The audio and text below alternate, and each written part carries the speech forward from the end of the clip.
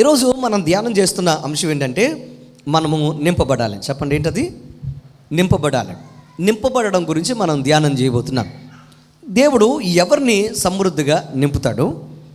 నింపబడడానికి మనలో ఉండవలసిన లక్షణాల గురించి మనం ధ్యానం చేద్దాం. ఎందుకు అనంటే ప్రతి మనిషి జీవితంలో ఎన్నో రకాలైన ఇబ్బందులు, ఎన్నో రకాలైన లేములు, లోటుల చేత మనము బ్రతుకుతూ ఉంటాం. లేమి, లోటు అనేది లేకుండా ఏ మనిషి ఈ లోకంలో ఉండడు. ఎందుకనంటే మనం ఎంత సమృద్ధిగా ఉన్నాము అనుకున్నా కానీ ఏదో ఒక కష్టము మనల్ని ఏం చేస్తుందంటే లేమిని అలాగే లోటును రుచి చూసేటట్లుగా చేస్తుంది. కొంతమందికి ధనము సమృద్ధిగా ఉంటే ఆరోగ్యము లేకపోవడం వలన ఆరోగ్యము కోసం వారు అనేక మందిని ఆశ్రయించాల్సిన పరిస్థితులు ఏర్పడతాయి. అంటే ఆరోగ్యం అనే కష్టము, అంటే అనారోగ్యము ద్వారా వచ్చే కష్టము, ఆరోగ్యము లేకపోవడం వలన ధన సమృద్ధి అలాగే వాహన సమృద్ధి అలాగే భూ సమృద్ధి ఉన్నా కానీ వారు లేములోనికి, లోటులోనికి వస్తారు. ఎందుకు ఈ మాట మీకు చెప్తున్నానంటే అది ధనము విషయంలోనే లేకపోతే ఆరోగ్యం విషయంలోనే కాదు కానీ అనేక అంశాలలో మనము అనేక సందర్భాలలో లేమిని, లోటును మనం అనుభవిస్తాం. అంటే ఈ ప్రపంచములో లేమి, లోటు లేని వారు ఉండనే, చెప్పాలి గట్టిగా, ఉండరు. అందరికీ వారి వారి స్థాయి చొప్పున, వారి వారి కాలము చొప్పున వారి జీవితంలో లేమి, లోటును అనుభవిస్తారు. సో ఈరోజు మన జీవితంలో లేము నుండి, లోటు నుండి మనము బయటకు రావాలని దేవుని యొక్క ఉద్దేశం. మనము లేము నుంచి బయటకు రావాలి, లోటు నుంచి బయటకు రావాలంటే మనము ఏం చేస్తే మనము లేమిని, లోటును మనము పుచ్చుకుంటాం అన్నది పెద్ద ప్రశ్న. నేను పదే పదే ఈ మాట మీకు చెప్తూ ఉంటాను. మరొకసారి ఈ వాక్య సందర్భాన్ని బట్టి మాట చెప్పడానికి ప్రయత్నం చేస్తున్నాను. జాగ్రత్తగా వినండి. మీరందరూ ఇంట్లో బిందులు వాడుతూ ఉంటారు కదా, లేదా వాటర్ బబుల్స్ వాడుతూ ఉంటారు కదా. ఇప్పుడు మీరు వాటర్ తెచ్చుకున్న తర్వాత, అంటే నీరు తెచ్చుకున్న తర్వాత, మంచినీరు తెచ్చుకున్న తర్వాత దాన్ని వాడుతూ ఉన్నారనుకోండి, దాన్ని ఉపయోగిస్తున్నారనుకోండి దినమంతా, ఆ యొక్క బింది లేకపోతే ఆ యొక్క వాటర్ బబుల్ అనేది, ఆ యొక్క వాటర్ క్యాన్ అనేది అయిపోతుందా, నింపబడి సమృద్ధిగా ఉంటుందా, పొంగి పొర్లుతుందా? వాడుతూ ఉంటే చెప్పాలి గట్టిగా, అయిపోతూ ఉంటుంది. అంటే మనం ఎప్పుడైతే నీరు అందులోంచి వాడుతూ ఉంటామో అది ఖాళీ అవుతూ ఉంటుంది. మీరు వాడగా చివరి వరకు వాడేశారనుకోండి, అప్పుడేమవుతుంది తెలుసా? ఇక మొత్తం అందులో నీరు లేకుండా ఎంటీ అయిపోద్ది. కొంతకాలం దాన్ని పట్టించుకోకుండా అలాగే వదిలేశారనుకో, ఆ కొంచెం కాస్త ఏమైపోద్ది తెలుసా? అడుగంటిపోయి తేమలాగా మారిపోద్ది. అప్పటికి దాన్ని వదిలేశారనుకో, అప్పటికి దాన్ని వదిలేస్తే అది ఏమైపోద్ది తెలుసా? ఇక ఆ తేమ కూడా ఏమైపోద్ది? ఆరిపోయి, ఇంకిపోయి, ఇక ఆ తేమ కూడా లేకుండా డ్రై అయిపోద్ది. మీకు అర్థమైందా? దాన్ని ఎండిపోవడం అని అంటాము. నా ప్రియ సహోదరి సహోదరులారా, ఈరోజు మన జీవితాల్లో కూడా ఒక్కసారి దీన్ని ఆపాదించుకుంటే మన బ్రతుకుల్లో కూడా ఏదైనా కష్టమో, నష్టమో, లేమో, లోటో మన జీవితాల్లో మన యొక్క బ్రతుకుల్లోకి వచ్చినప్పుడు ఉన్న వనరులు వాడుకుంటా పోతే, ఉన్న అవకాశాలను వాడుకుంటా పోతే కొంతకాలానికి మనం కూడా ఏమైపోతాం తెలుసా? మెల్లమెల్లగా ఖాళీ అయిపోయి మెల్లమెల్లగా మన జీవితాల్లో ఒక ఖాళీ స్థితికి వచ్చేసి మనము కూడా డ్రై అయిపోతాము లేదా ఎండిపోతాము. ప్రియ తమ్ముడు, చెల్లి, ప్రియ సహోదరి సహోదరుడా, ఎండకుండా ఉండాలి, ఖాళీ అవ్వకుండా ఉండాలి అని అంటే మనము రీఫిల్ చేయబడాలి. ఏం చేయబడాలి? తిరిగి నింపబడాలి. మనము నింపుతూ పోతున్నాం అనుకోండి, ఖాళీ అయినంత మనము తిరిగి నింపుతూ పోతున్నాం అనుకోండి, మన యొక్క గిన్నె ఎప్పుడు ఖాళీ కానే, చెప్పాలి గట్టిగా, ఖాళీ కానే కాదు, అది నింపబడి ఎల్లప్పుడూ సమృద్ధిగా ఉంటుంది. సమృద్ధి లేదు అన్నట్టు దాని అర్థం ఏంటంటే నువ్వు నింపడానికి ప్రయత్నము చేయనే. ఒక భక్తుడు, దైవజనుడు తన యొక్క జీవితాన్ని దేవుని కోసం పణంగా పెట్టి మిషనరీగా ప్రపంచాన్ని కదిలించిన ఒక గొప్ప దైవజనుడు హడ్సన్ టైలర్ అంటాడు. ఏమనంటే, God's work done in God's way will never lack God's supply అని అంటారు. అంటే దాని అర్థం ఏంటంటే దేవుని పని అంటే దేవుడిచ్చిన పని, దేవుని పని అయినా దేవుని పద్ధతిలో చేసేవారికి ఏ లోటు దేవుడు రానివ్వడు అని అంటాడు. రెండు చేతులెత్తి హల్లెలూయా. దేవుడిచ్చిన పని లేదా దేవుని పనిని, అర్థమైందా? మనము దేవుని పద్ధతిలో చేస్తే మన జీవితాల్లో ఎప్పుడు కూడా ఆయన లోటు రానివ్వడు అని అంటున్నాడు. వింటున్నారు కదా? ఇక్కడ రెండు ప్రశ్నలు చెప్పాను మీకు అంశంలో. నింపబడ్డం అనే అంశం గురించి చెప్తూ నేను అన్నాను ఏమనంటే, ఎవరిని సమృద్ధిగా నింపుతాడో, నింపబడడానికి మనలో ఉండే లక్షణాలు ఏంటి అనే 2 ప్రశ్నల గురించి మనం ధ్యానం చేస్తాము అని అన్నాను. ఇప్పుడు ఈ భక్తుడు అంటాడు, ఎవరిని దేవుడు నింపుతాడు అని అంటే ఏమంటున్నాడంటే, దేవుడిచ్చిన పని లేదా దేవుని పనిని దేవుని పద్ధతిలో చేసిన వారిని ఆయన ఏం చేస్తాడు, ఎప్పుడూ కూడా లేమనేది లేకుండా, లోటనేది లేకుండా ఆయన సమృద్ధిగా నింపుతాడు అని చెప్తున్నాడు. దేవునికి స్తోత్రం కలుగునుగా. ఒక ప్రశ్నకు మనకు జవాబు వచ్చింది. ఎవరిని దేవుడు నింపుతాడు చెప్పాలి. ఎవరిని దేవుడు నింపుతాడు? దేవుడిచ్చిన పనిని దేవుని పద్ధతిలో చెప్పాలి, దేవుని పద్ధతిలో చేస్తూ పోయినప్పుడు దేవుడు ఆ వ్యక్తిని ఏం చేస్తాడు, బలముగా, గట్టిగా చెప్పాలి, నింపుతాడు. ఈరోజు దేవుని పద్ధతి, మానవ పద్ధతి, లోక పద్ధతి అనే విషయాల గురించి అనేక సందర్భాల్లో మీ దగ్గర ప్రస్తావించాను. మనము ఎందుకు మన జీవితాల్లో నింపుదల లేకుండా ఉంటున్నాము, మన జీవితంలో ఎందుకు కష్టాల పాలవుతున్నాము, మన బ్రతుకులో ఎందుకు మనము ఆధ్యాత్మికంగా, ఆత్మీయంగా, ఆర్థికంగా, చదువులో, అలాగే ఉద్యోగపరంగా మనం ఎందుకు లేములోనికి వస్తున్నాము అని అంటే, మనము మానవ పద్ధతులను లోక పద్ధతులను వాడుతున్నాము కనుక, దేవుని పద్ధతుల్లో మనం ఉండలేకపోతున్నాము కనుక, దైవ పద్ధతుల్లో మన పనులు చేయలేకపోతున్నాము కనుక, మన జీవితాల్లో లేమి, లోటు అనేది మన బ్రతుకుల్లో, మన యొక్క జీవితాల్లో మనం అనుభవించవలసి వస్తుందనే విషయాన్ని మనం గ్రహించాలి. వింటున్నారా నేను చెప్పిన మాట? అర్థమైందా? నేను చెప్పిన మాట అర్థమైందా లేదు చెప్పండి. Very good. సో మన జీవితంలో ఎప్పుడైతే దైవ పద్ధతుల్లో మన యొక్క పనులు చేస్తామో, దేవుడిచ్చిన పనులు అంటే ఏంటి, ఒకవేళ దేవుని పని అనుకో దేవుని పద్ధతిలో, ఒకవేళ దేవునిచ్చిన పని అనుకో, నీ వ్యవసాయం కావచ్చు, వ్యాపారం కావచ్చు, ఉద్యోగం కావచ్చు, లేకపోతే నీ చేతి పని కావచ్చు, చదువు కావచ్చు, నీ వ్యక్తిగత జీవితం కావచ్చు, ఏదైనా కానీ దేవుడు నీకు నమ్మి ఇచ్చినది ఏదైనా దేవుని పద్ధతుల్లో నువ్వు చేసావనుకో, అప్పుడు అందులో నీకు లోటు రానివనే చెప్పాలి. ఇంటి కోసం ప్రార్థన చేసావు, ఇంటి కోసం ప్రార్థన చేసిన తర్వాత ఇల్లు కట్టుకోవడానికి నీకు దేవుడు అనుమతించాడు. అప్పుడు ఏ పద్ధతిలో ప్రారంభించబడాలి? అది చెప్పాలి. ఏ పద్ధతిలో? దేవుని పద్ధతిలో ప్రారంభించబడాలి. అప్పుడు దానికి లోటు రాదు.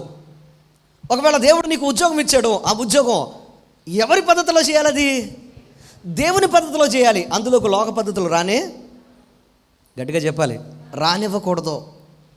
నీకు ఏది ఇచ్చినా కానీ దేవుడు, అది కుటుంబం కానీ, వ్యక్తిగత జీవితం కానీ, సాక్ష్య జీవితం కానీ, ఏది ఇచ్చినా కానీ దాన్ని ఏం చేయాలి, దేవుని పద్ధతుల్లో చేసుకుంటూ వెళ్ళాలి తప్ప లోక పద్ధతుల్లో మనం రానివ్వకుండా జాగ్రత్త పడితే లేమనేది మన జీవితంలో లేకుండా, ఒకవేళ లేములు వచ్చినా, కష్టాలు వచ్చినా దాన్ని తిరిగి దేవుడు సమృద్ధిగా నింపుతూ నిన్ను ముందుకు నడిపిస్తాడు.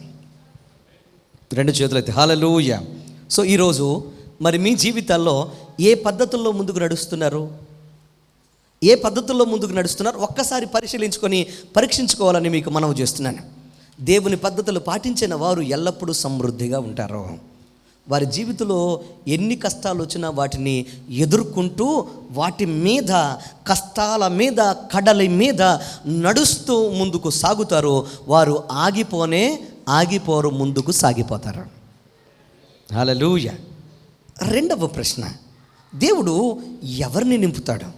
దేవుడు నింపడానికి మనలో ఉండాల్సిన లక్షణాలు ఏంటి? దేవుడు నీకు సమృద్ధినివ్వాలి, ఎల్లప్పుడూ నిన్ను నింపుతూ ఉండాలి, ఎల్లప్పుడూ నిన్ను ఆయన ఆశీర్వదిస్తూ నిన్ను పొంగిపొర్లే అనుభవాల్లో ఉంచాలి అని అంటే ఖచ్చితంగా మనలో కొన్ని లక్షణాలు ఉండాలి. మనలో కొన్ని, చెప్పాలి గట్టిగా, మనలో కొన్ని లక్షణాలు ఉండాలి. దేవుడు ఆశించిన లక్షణాలు నీలో ఉన్నాయి అనుకో, ఆయన నిన్ను తప్పకుండా ఏం చేస్తాడు తెలుసా, సమృద్ధిగా నింపుకుంటూ వెళ్తాడు. మొట్టమొదటిది, ఎవరిని ఆయన నింపుతాడు, ఎలాంటి లక్షణాలు కలిగిన వారిని ఆయన సమృద్ధిగా నింపి ముందుకు నడిపిస్తాడు అని అంటే, God fills those who empty themselves.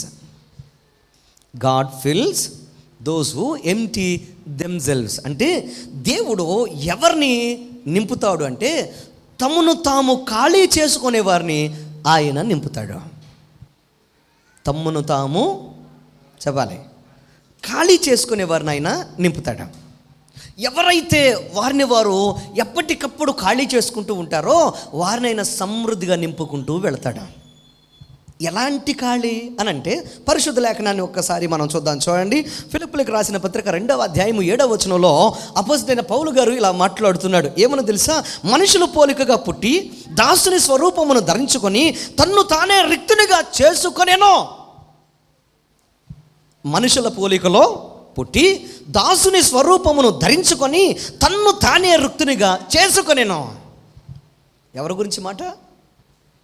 ప్రభువైన యేసుక్రీస్తు వదిలిపెట్టలేని మహిమను విడిచిపెట్టి అత్యద్భుతమైన మహాదేవునిగా ఉండి అద్భుతమైన ఆయన సౌందర్యము కలిగిన వాడు. అలాంటి వాటన్నిటిని కూడా ఆయన వదిలిపెట్టి తన్ను తాను రిక్తునుగా చేసుకొని తన స్వరూపమును మానవ స్వరూపముగా చిన్నగా మార్చుకొని తన మహిమను వదిలిపెట్టి ఈ లోకంలో నీ కోసం నా కోసం ఆయన దిగి వచ్చాడు. దేవునికి స్తోత్రం చెప్పండి. హల్లెలూయా. ఈ క్రిస్మస్ పర్వదినం ఎందుకు? ఈ క్రిస్మస్ సీజన్లో మనము యేసయ్యను ఎంతో కొనియాడుతూ మనము ఎంతో అద్భుతంగా ఎందుకు ఆరాధన చేస్తాం అని అంటే, ప్రభువైన యేసుక్రీస్తు వారు తన్ను తాను తగ్గించుకొని తనను తాను ఖాళీ చేసుకొని మానవ రూపమెత్తి ఈ లోకానికి రావడానికి ఆయన ఇష్టపడితే, ఆయనను చేర్చుకోవడానికి ఈ లోకంలో కొంతమంది మనుషులు ఈ లోకంలోనికి ఆయన రావడానికి వారిని వారు ఏం చేశారు తెలుసా? ఖాళీ చేసుకొని ఆయనకు అర్పించుకొని సమర్పించుకొని త్యాగముతో వారు జీవించారు గనక ప్రభువైన యేసుక్రీస్తు వారు ఈ లోకానికి రాగలిగారు. పరిశుద్ధ లేఖనాన్ని మనం గమనిస్తే కొరింథీయులకు రాసిన 2వ పత్రిక 4వ అధ్యాయం 7వ వచనం. కొరింథీయులకు రాసిన పత్రిక 2వ పత్రిక 4వ అధ్యాయం 7వ వచనాన్ని మీరు జాగ్రత్తగా గమనిస్తే, ఆయనను ఆ బలాధిక్యము మామూలమైనది కాక మరొకసారి అయినను ఆ బలాధిక్యము మామూలమైనది కాక దేవుని దయ్యుండనట్లు మంటి ఘటములలో ఆ ఐశ్వర్యం మాకు కలదు. దేవునికి స్తోత్రం కలుగును గాక. మంటి ఘటములలో ఆ ఐశ్వర్యము కలదు అని అపోజిడైన పౌలు గారు అంటున్నాడు. మీరు అంతకుముందు వచనాల్లో చదివితే దేవుడు మాకు ఇచ్చిన ఈ ఐశ్వర్యం కావచ్చు, ఈ బలము కావచ్చు, ఈ యొక్క ఆత్మ సంబంధమైన శక్తి కావచ్చు, ఇదంతా మాది కాదు. మేము ఒట్టి మట్టి పాత్రలమే, మట్టి మనుషులమే, మాలో ఏమీ లేదు. కానీ మాలో నింపబడింది ఏంటో తెలుసా? అది దేవుని మహాశక్తి. హల్లెలూయా. ఈరోజు నా ప్రియ తమ్ముడు, చెల్లి, ప్రియ సహోదరి, సహోదరుడా, పౌలు భక్తుడు అంటాడు, మేము ఖాళీ చేసుకున్నాము, ఆయన తన శక్తి చేత నింపాడు. ఈ ఐశ్వర్యము, ఈ ఘనత, ఈ శక్తి, బలము మీరు చూస్తుంది ఆయన వల్ల కలిగిందే. హల్లెలూయా. అంటే మనం ఏం ఖాళీ చేసుకుంటే మన జీవితాల్లో ఆయన నింపుతాడు. ప్రతి మనిషి వివిధ రకాలైన అనుభవాల చేత, లేకపోతే వివిధ రకాలైన ఆలోచనల చేత, వివిధ రకాలైన మార్గాల చేత నింపబడుతున్నారు అన్నది వాస్తవం. ఎలాంటి భయంకరమైన పరిస్థితుల్లో మనిషిని నింపేస్తున్నాయి దేవుని ఆత్మ, దేవుని శక్తి, దేవుని బలము, దేవుని అభిషేకం నీలో రాకుండా అనంటే, పరిశుద్ధ లేఖనము తెలియజేస్తున్న విషయం ఏంటంటే, మనిషి జీవితంలో భయంకరంగా నింపే ఒక భయంకరమైన అనుభవం ఏంటంటే గర్వం. చెప్పండి, ఏంటది?